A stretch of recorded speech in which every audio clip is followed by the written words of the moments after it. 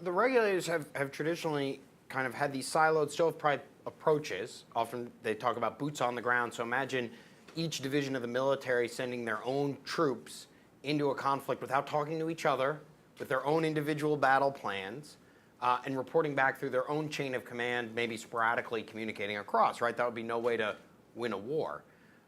Put a different way, on the regulatory structure, you see a similar thing where different pieces of information, different reports are being shared, gathered, not shared, fed up through different agencies, and not coordinated in real time.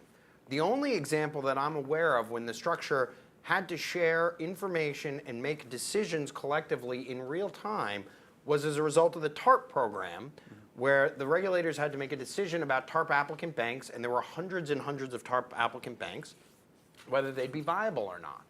And when the four regulators had to share all their information, and occasionally they would disagree. And when in cases of disagreement, it would be kicked up to the Investment Advisory Committee, which Phil sat on in the beginning of TARP, and then in the Obama administration, I sat on afterwards. And you'd see that different regulators would make different assessments, but at least they were making assessments on the same data, with the same set of facts in front of them. That itself was a quantum leap forward from the previous scenario. So one of the beautiful examples of how this idea of a consolidated exam force would improve today's current regulatory quality of the examination force is that this combined team would be producing one comprehensive document that then everybody would share.